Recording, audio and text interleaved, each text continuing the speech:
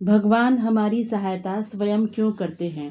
एक दिन अकबर ने बीरबल से पूछा, बीरबल, हिंदू भगवान अर्थात देवता अनोखा व्यवहार क्यों करते हैं? बादशाह द्वारा किए गए प्रश्न को सुनकर बीरबल भौचक्का रह गया। उसने सोचा, हमारे राजा तो हिंदू तथा मुस्लिम धर्म की समान इज्जत करते हैं। ऐसा प्रश्न पूछकर हो सकता है वे मुझे चिढ़ाना चाहते हो। बादशाह अकबर ने अपनी बात पूरी करते हुए कहा, भगवान कृष्ण इसके सर्वश्रेष्ठ उदाहरण हैं। क्या भगवान कृष्ण के पास कोई सेवक नहीं है? जब भी कोई भक्त उन्हें सहायता के लिए बुलाता है तो वे स्वयं ही उसे देखने चल पड़ते हैं। उन्हें इस काम के लिए किसी को रख लेना चाहिए। हाँ जरूर, उन्हें ऐसा करना चाहिए, बीरबल ने जवाब दिया। परंतु बादशाह को व्यवहारिक रूप में समझाने के लिए उसके मस्तिष्क में एक योजना आ गई। बीरबल जानता था कि बादशाह अकबर अपने पोते खुर्रम को बहुत प्यार करते हैं। बीरबल ने एक मूर्तिकार को राजकुमार खुर्रम जैसी मोम की एक मूर्ति बनाने को कहा।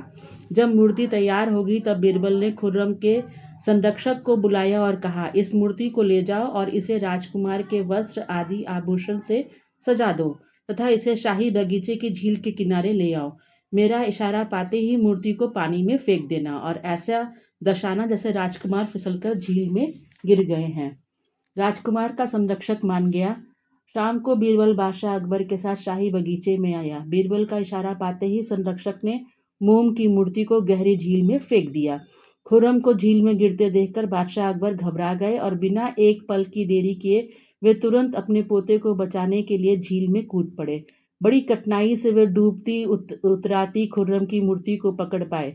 इस अवाक और चेतना शून्य मूर्ति को देखकर पहले तो बादशाह अकबर यह सोचकर घबरा गए कि खुर्रम के प्राण पखेरु उड़ चुके हैं, लेकिन थोड़ी देर बाद उन्हें एहसास हुआ कि यह तो केवल मोम की मूर्ति है। जब बादशाह अकबर झील से बाहर आए तो बीरबल ने कहा, महाराज, आपने अपने पोते को बचाने के लिए इतनी ठंडी झील में छलांग क्यों लगाई? आपके तो कई संरक्षक तथा सेवक यहाँ मौजूद हैं।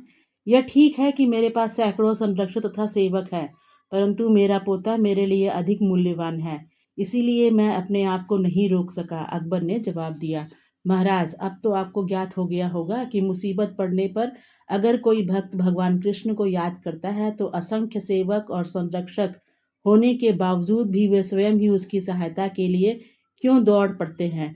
वे अपने भक्तों को प्यार करते हैं, इसलिए उनकी सहायता के लिए वे स्वयं दौड़ पड़ते हैं। बीरबल ने कहा, हमेशा की तरह मैं आज भी तुम्हारी बात स्वीकारता हूँ बीरबल।